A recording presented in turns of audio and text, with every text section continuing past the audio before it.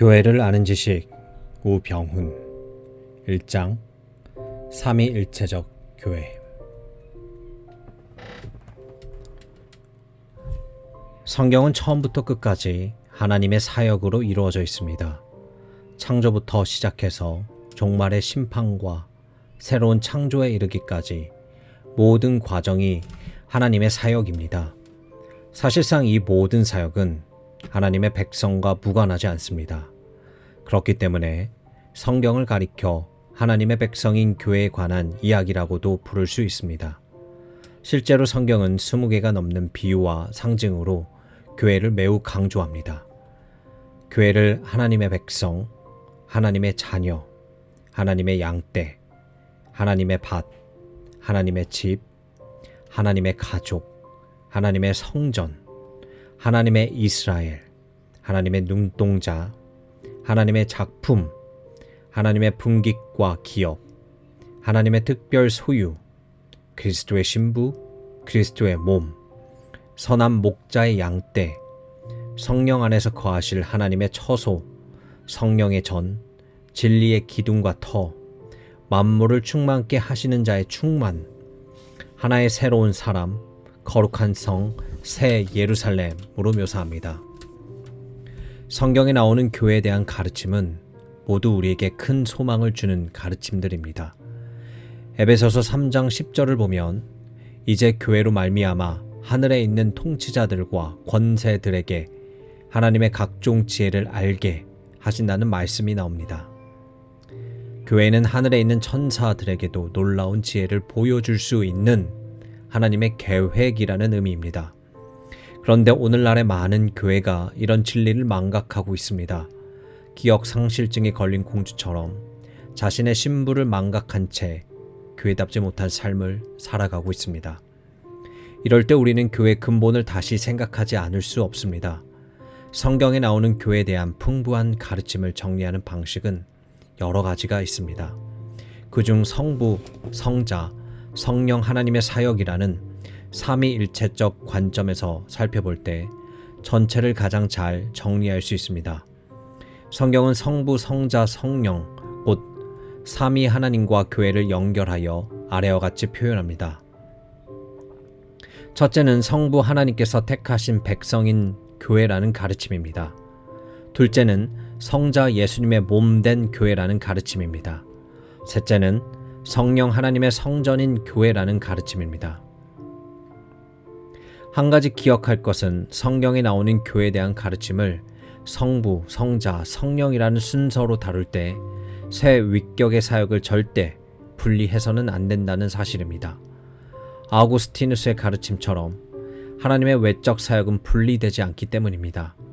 우리가 성부의 사역장으로서 교회를 살필 때 성자와 성령의 사역을 같이 언급할 수밖에 없는 이유가 여기에 있습니다. 성부 하나님의 세우신 교회.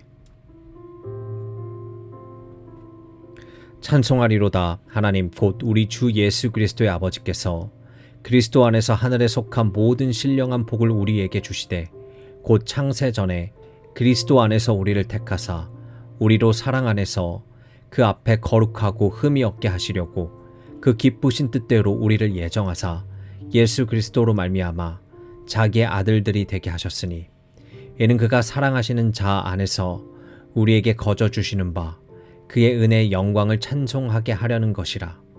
우리는 그리스도 안에서 그의 은혜의 풍성함을 따라 그의 피로 말미암아 속량 곧 죄사함을 받았느니라.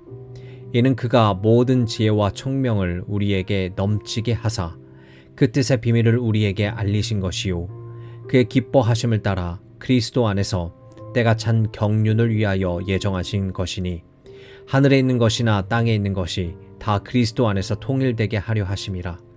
모든 일을 그의 뜻의 결정대로 일하시는 이의 계획을 따라 우리가 예정을 입어 그 안에서 기업이 되었으니 이는 우리가 그리스도 안에서 전부터 바라던 그의 영광의 찬송이 되게 하려 하심이라. 그 안에서 너희도 진리의 말씀 곧 너희의 구원의 복음을 듣고 그 안에서 또한 믿어 약속의 성령으로 인치심을 받았으니 이는 우리 기업의 보증이 되사 그 얻으신 것을 속량하시고 그의 영광을 찬송하게 하려 하심이라. 에베소서 1장 3절에서 14절 말씀. 에베소서 1장은 교회가 하나님의 택하심과 예정, 그리고 그분의 기쁘신 뜻에 따라 세워진 것임을 가르칩니다. 성경은 교회를 단순히 사람들의 모임으로 규정하지 않습니다. 왜냐하면 교회는 언제나 삼위 하나님으로부터 시작하기 때문입니다. 종교 개혁자들은 교회 기초가 하나님의 은밀한 선택임을 강조했습니다. 교회 기원은 하나님께 있습니다. 교회는 인간이 만들어낸 하나의 사회 현상이 아니라 하나님의 사역에 기인하는 공동체입니다. 교회 근거와 기원은 하나님의 값없이 주시는 사랑입니다. 종교 개혁자 칼뱅은 그의 요리문답 1536년 초판 기독교 강요에서 거룩한 공교회는 선택받은 자의 총수이고 교회 기반은 하나님의 은밀한 선택이며 교회는 그리스도 안에 있는 택자들의 불가시적 총체임을 여러 차례 강조했습니다. 그리고 이 주장은 최종판까지 이어집니다. 교회를 논할 때는 다른 어떤 것을 화두로 삼지 않고 하나님의 선택을 가장 먼저 언급해야 합니다. 왜냐하면 교회의 본질과 사명은 하나님의 부르심과 그 목적에 의해 좌우되어야 하기 때문입니다. 교회는 사람들의 마음대로 세워가는 곳이 아닙니다. 교회의 시작이 하나님의 선택에 달렸다면 교회의 모든 것 또한 하나님의 뜻대로 이루어져야 합니다. 이처럼 하나님의 선택은 교회가 누릴 수 있는 모든 복이 흘러나오는 원천입니다. 하나님은 교회에 대한 주권뿐만 아니라 이 세상 전체에 대한 주권을 가진 분입니다. 천지의 창조주이신 하나님은 하늘과 모든 하늘의 하늘과 땅과 그 위의 만물을 주관하시는 그리고 다스리는 분이기 때문입니다. 우리는 모두 하나님 나라의 백성입니다.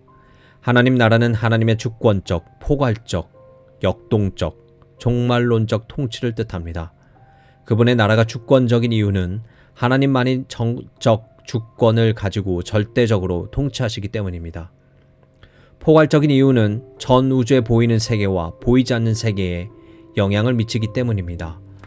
역동적인 이유는 하나님은 언제나 적극적으로 자신의 뜻을 이루시기 때문입니다.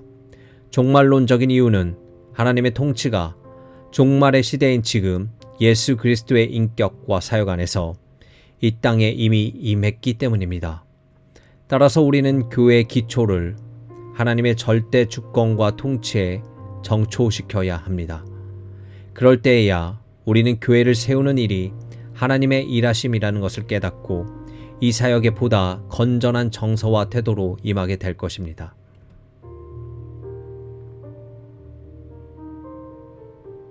이어서 기억해야 할 것이 있습니다. 과연 선택이란 무엇인가 하는 것입니다. 성경에서 선택하다, 택정하다, 예정하다라는 말이 여러 번 나옵니다. 이러한 하나님의 택하심에는 크게 두 가지 의미가 있습니다. 첫째는 구원으로의 선택입니다. 데살로니가 후서 2장 13절은 하나님이 처음부터 너희를 택하사 성령의 거룩하게 하심과 진리를 믿음으로 구원을 받게 하셨다고 말합니다. 인간은 죄 아래 갇혀 가만히 있으면 모두 멸망받을 수밖에 없습니다. 그러나 자비하신 하나님은 은혜로 주님의 백성을 선택하셔서 구원의 길로 인도해 주셨습니다. 바로 이것이 선택의 첫 번째 의미입니다. 두 번째 의미는 특별한 목적과 사명을 위한 선택입니다. 바울은 자신이 이방인의 사도가 된 것이 하나님의 택정하심 때문이라고 말합니다. 에베소서 1장은 하나님의 선택과 예정이 하나님의 은혜의 영광을 찬송하기 위한 것이라고 말씀합니다. 이는 그리스도 안에서 세상 만물이 통일되는 것, 곧 최고의 목적지이자 머리이신 그리스도 안에서의 완전한 결합을 가리킵니다. 한국교회는 여태껏 첫 번째 의미로서의 예정, 단순히 구원받아 천국에 가는 예정만을 줄곧 강조해 왔습니다. 하지만 성경은 일관적으로 하나님의 택하심과 예정하심은 언제나 특별한 목적과 사명을 지향한다고 가르칩니다. 예정을 언급하는 성경 본문들을 살펴보면 언제나 첫째 의미의 예정과 둘째 의미의 예정이 결합해 있음을 알 수 있습니다. 이런 사실을 망각하고 첫째 의미의 예정만을 단순하게 강조하는 것은 하나님의 고귀한 택하심을 값싼 예정으로 만드는 것이 될 수 있습니다. 하나님의 택정하심이 진정, 값진 예정이 되기 위해서는 반드시 우리를 부르신 하나님이 주신 특별한 사명을 찾아야 하고 그 사명을 위해 전심전력해야 합니다. 바로 그렇게 될 때 하나님의 예정은 값진 예정, 그 높고 거룩한 부르심을 채워드리는 예정이 될 것입니다. 그 사명을 밝히 깨닫고 전진해가는 삶의 여정에서 긴 시간과 노력과 고민이 필요합니다. 하지만 하나님의 값진 예정을 받은 자는 누구나 기꺼이 그 길을 가려고 할 것입니다. 하나님은 허투루 은사와 소명을 주시지 않습니다. 우리를 구원의 자리로 부르신 하나님께서 주신 특별한 사명을 찾아가는 인생이야말로 가장 복된 인생입니다. 하나님의 선택을 떠올릴 때 한 가지 더 기억해야 할 것은 선택은 개인적이지만 그것은 실제로 나타나는 모습은 언제나 공동체적이라는 사실입니다. 하나님은 우리를 구원하기 위해 한 사람을 선택하십니다. 그만큼 구원은 개인적입니다.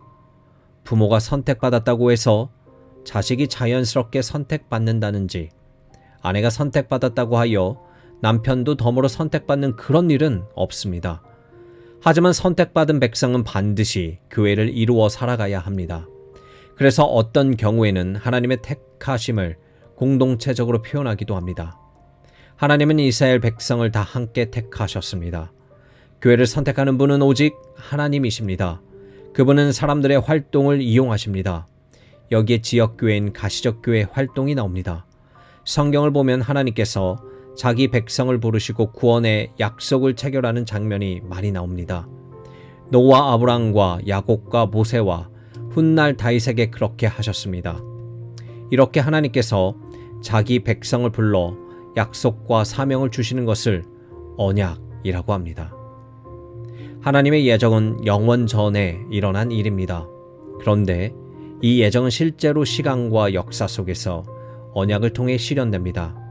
하나님은 자기 백성을 택하시고 이 백성에게 은사를 주셔서 섬기는 자를 세우시고 질서를 보여주십니다. 하나님의 예정은 역사와 공동체 속에서 언약의 옷을 입고 드러납니다. 이것을 기억한다면 우리는 교회 내에서 서로를 돌보고 권면하는 일을 열심히 행할 것입니다.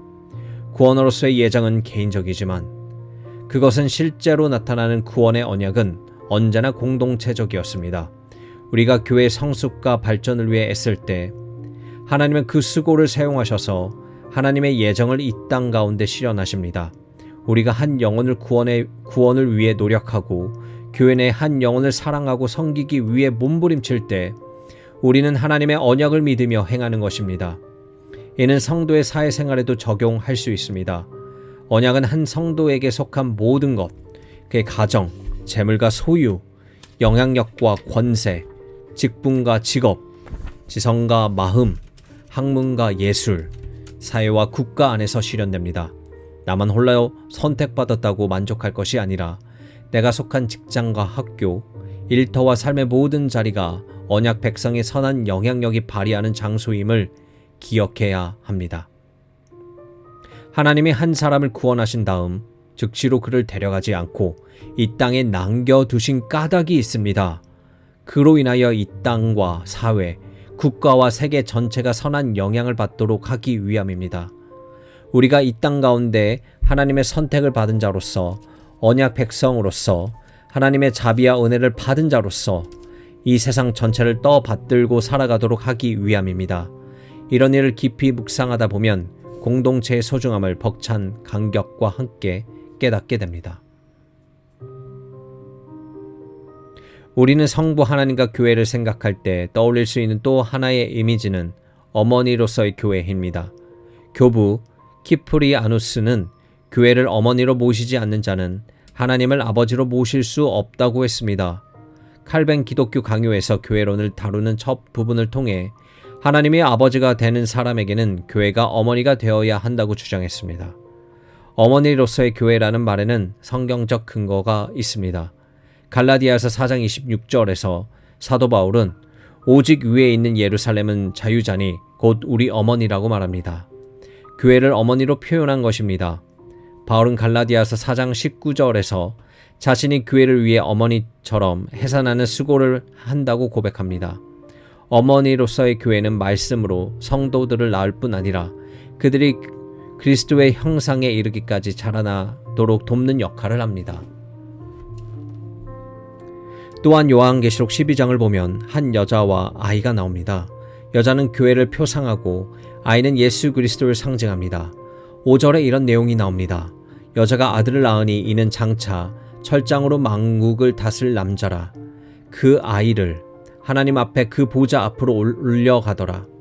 예수 그리스도께서 교회 품에서 나셨지만 장차 그가 온 세상을 통치하실 것이라는 뜻입니다. 하나님께서 그리스도를 보내실 때 교회를 사용하셨다는 사실은 하나님이 교회를 얼마나 소중한 기관으로 여기시는지를 분명하게 보여줍니다. 어머니로서의 교회의 또 다른 근거는 교회를 자신의 신부라고 부른 예수님의 선언에서 찾을 수 있습니다. 그리스도의 신부로서 교회는 교회에 속한 아들을 어머니처럼 돌봅니다. 어머니 교회론에 대한 구약의 근거는 시편 87편 5절입니다. 시온, 곧 하나님의 교회는 이 사람 저 사람이 거기서 났다고 표현됩니다. 특별히 4절과 6절은 이스라엘뿐 아니라 열방 가운데 하나님의 백성 역시 시온에서 나왔다고 말함으로써 교회의 선교적 비전을 아름답게 묘사합니다. 어머니 교회로는 위대한 교부 아우구스트 티누스도 사용한 이미지입니다. 그가 카프리아의 섬의 수도사들에게 보낸 글에 이런 말이 있습니다. 교우 여러분, 여러분의 결심을 끝까지 지키기를 권합니다. 어머니인 교회가 여러분의 수고를 요구할 때 아무 생각 없이 맡았어도 나태한 마음으로 거절해서도 안 됩니다. 온순한 마음으로 하나님께 순종하십시오. 게으른 생활 때문에 교회의 요구를 거부해서는 안 됩니다. 어머니인 교회의 해산을 도우려는 선한 사람들이 없다면 여러분 자신도 태어날 수 없었을 것입니다. 여기서 마지막 말이 중요합니다. 교회는 영적 생명을 잉태하고 해산하는 어머니와 같습니다. 모든 성도가 이 일을 힘써 도와야 합니다. 만일 교회의 유익만 누리고 자신은 그 교회를 흘려보내지 않는다면 그는 어머니의 사랑을 많이 받았으나 다른 사람을 전혀 사랑하지 않는 배은망덕한 자식과 같다고 할 수 있습니다. 특히 오늘날과 같이 개인주의가 만연한 시대에는 어머니로서의 교회 역할이 절실히 필요합니다. 이러한 어머니 교회론을 신자의 삶에 적용한다면 삶의 기본 자세와 구체적 지향점을 발견할 수 있다고 생각합니다. 한국 사회는 경쟁과 물질주의, 무관심과 폭력으로 심하게 병들어 있습니다. 우리나라 경우 1919년 1년과 우울증을 경험한 사람이 75만 명 정도였으나 2020년에는 코로나 여파로 인해 100만 명이 넘었습니다. 국민 52명 중 1명이 우울증을 앓고 있는 셈입니다. 요즘 마음이 아픈 사람이 그토록 많다는 것입니다. 정신과 의사 선생님이 쓴 글을 보니 우울증이나 공황장애, 조울증과 같은 질병이 치료되기 위해서는 옆에 있는 사람들이 인정해주고 격려해주는 것이 매우 필요하다고 합니다. 우리는 교회에서 다른 사람들을 있는 모습 그대로 받아주고 인정해주고 세워주어야 합니다. 성도들은 이웃을 어머니처럼 돌보고 이 사회 구조 자체가 보다 어머니화 되도록 노력할 필요가 있습니다. 그럴 때에야 비로소 마치 어머니 품에서 사람이 살아나고 무조건적 사랑을 참된 인간 대접을 받듯 이 사회 전체가 인간성의 본질을 회복할 것입니다. 성경은 어머니를 자녀가 지혜롭게 행하도록 돕는 존재로 묘사합니다. 이를 위해서 어머니다운 사랑이 필요합니다. 어머니는 부드럽고 강합니다. 이와 같이 교회는 연약한 자를 품어주면서 동시에 세상으로부터 그들을 지켜야 합니다. 또한 어머니는 큰 사랑으로 담대하게 섬깁니다. 교회는 큰 헌신으로 신자들과 이웃들을 섬겨야 합니다. 하나님은 무지하고 나태하며 진리를 꺼리는 우리 인간을 그리스도와의 교제로 부르십니다.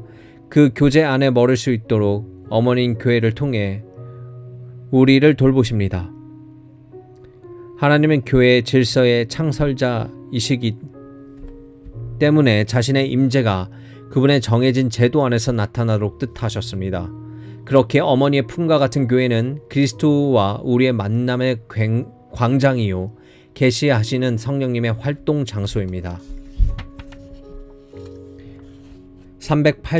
1년에 작성된 니케아 콘스탄티노플 신경은 우리는 하나의 거룩하고 보편적이며 사도적인 교회를 믿습니다 라고 고백했습니다. 이 고백을 따라서 지구상의 모든 참된 교회는 하나의 거룩한 보편적 사도적 교회를 믿습니다. 여기서 믿는다는 것은 교회를 숭상한다는 뜻이 아니라 교회에 대한 삼위 하나님의 사역을 믿는다는 의미입니다. 여기서부터 교회의 4대 속성이 단일성, 거룩성, 보편성, 사도성이 나옵니다. 이 속성들은 교회가 그리스도 안에 있기에, 다시 말해 머리이신 그리스도의 몸이기 때문에 갖는 속성입니다. 그중 가장 기본적 속성은 사도성입니다. 다른 속성들은 사도성에서 나오는 것이라 보아도 무방합니다. 교회의 됨은 사도성에 기인합니다. 교회는 온 세상에 걸쳐 흩어져 있지만 사도들이 전해준 하나의 신앙을 선포하기에 교회라고 주장할 수 있습니다. 사도성은 로마 카톨릭 교회의 수익권을 주장하는 것이 아닙니다. 사도권이 로마의 교황을 따라 계승된 것이 아니기 때문입니다. 오히려 사도성은 사도들의 가르침에 대한 일치를 뜻합니다. 여기서는 교회가 지닌 사도성으로부터 출발하여 교회의 보편성, 거룩성, 단일성, 어떻게 파생하는지를 살펴보겠습니다. 보편성은 사도성에서부터 나옵니다. 교회 보편성은 개별 회중이 지닌 지역성과 대비되는 개념입니다. 어느 시대에나 항상 존재해온 그 하나님의 교회가 보편교회입니다. 그리고 개별 지역교회는 보편교회의 일원입니다. 교회사를 보면 주후 2세기 후반 아주 이른 시기에 보편교회가 참된 교회의 의미를 지녔음을 알 수 있습니다. 종교개혁자 블링건은 거룩한 공교회에 관하여라는 설교에서 공교회라는 말과 보편교회라는 말이 동일하다고 지적합니다. 보편교회란 아담 때부터 시작하여 이 세상 끝까지 있는 교회, 인종과 나이와 성별 등을 묶이지 않고 언제나 어디서나 존재해 왔던 그 유일한 참된 교회를 가르칩니다. 교회의 시작은 오순절 성령님의 강림으로부터 생각할 수 있고 예수님과 12 제자로부터 시작되었다고 말할 수도 있습니다. 또한 모세 시대의 광야 교회나 이스라엘 국가를 교회의 시작으로 생각할 수도 있지만 가장 근원적으로 아담과 하와를 교회의 원형으로 볼 수 있습니다. 특별히 예수 그리스도의 놀라운 새 언약 가운데 천상과 지상의 모든 교회는 하나의 긴밀한 연합을 이룹니다. 이 보편교회 혹은 공교회가 하나인 까닭은 교회를 세우신 하나님의 그를 모두들 하나님의 한 백성으로 세우셨기 때문입니다. 유형교회와 무형교회 그리고 개체교회와 보편교회 구분이 헷갈릴 수 있습니다. 유형교회란 보이는 교회로서 지역교회를 뜻합니다. 이는 모든 세대와 세계 모든 곳에서 참된 신앙을 고백하는 모든 사람과 그들의 자녀들로 구성된 공동체입니다. 한마디로 말하면 참된 신자와 그들의 자녀들이 바로 유형교회입니다. 유형교회는 구체적인 지역교회들이며 개별교회들입니다. 무형교회란 보이지 않는 교회로서 과거와 현재와 미래에 머리이신 그리스도 아래 하나로 모이는 택함받은 사람들의 전체입니다.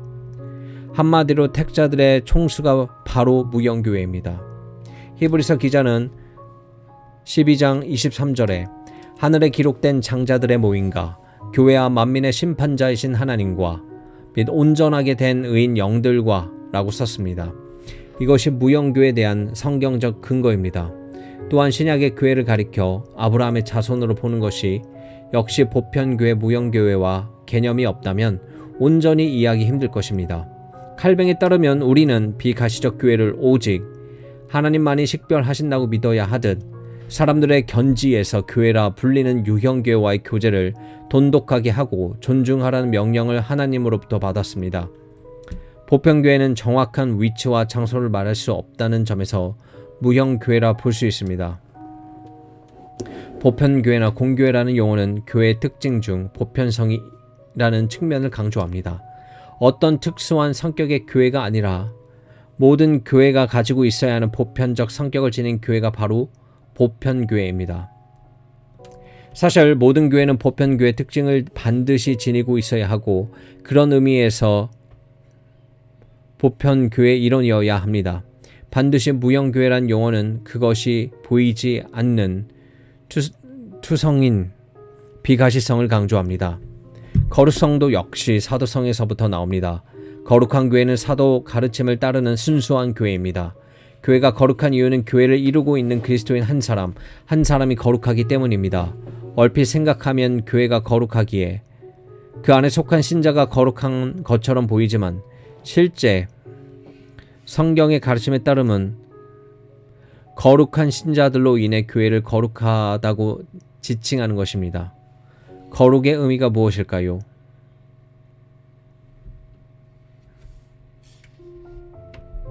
이사야 6장 3절을 보면 스랍 사람들이 하나님 앞에서 이렇게 외칩니다.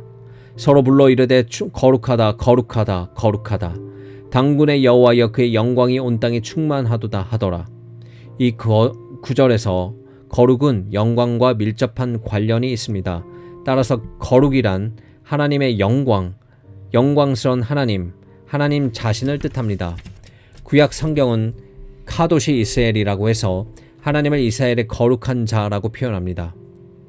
하나님께서 거룩하시다는 것은 하나님은 성과 의, 자비와 진리, 은혜, 사랑에 있어서 조금도 부족함이 없이 온전하시다는 의미입니다.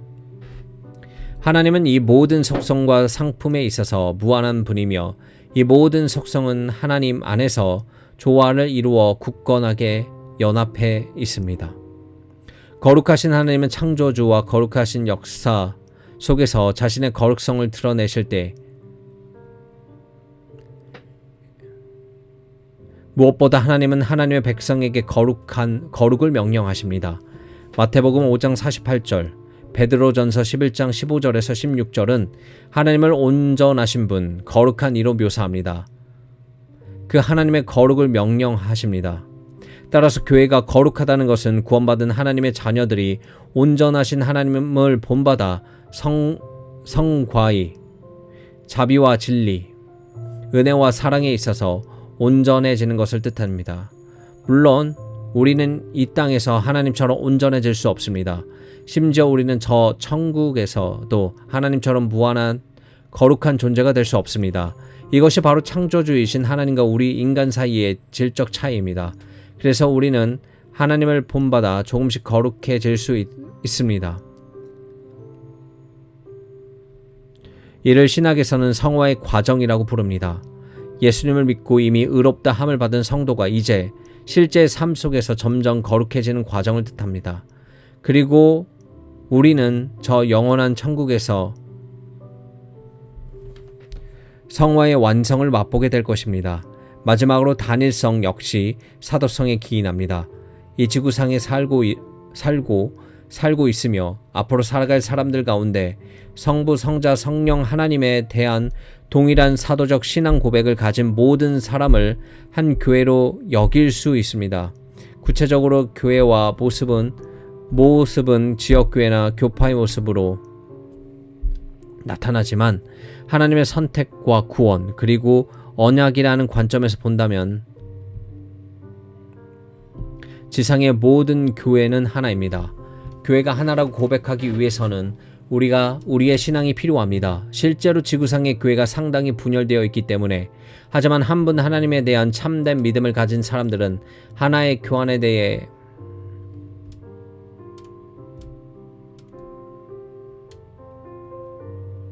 하지만 한 분 하나님에 대한 참된 믿음을 가진 사람은 하나의 교회에 대한 신앙 또는 또한 가질 수 있습니다. 우리 모두는 하나님의 한 백성으로서 교회를 이루고 봉사일을 하며 세상 가운데 증인으로 살아가고 성도 사이에 긴밀한 연합을 이룹니다. 교회 하나됨은 실제적으로 나타나야 합니다.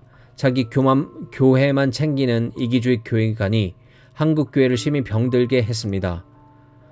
우리가 진정으로 하나님의 백성이라는 의식이 있다면 교회 연합을 위해서도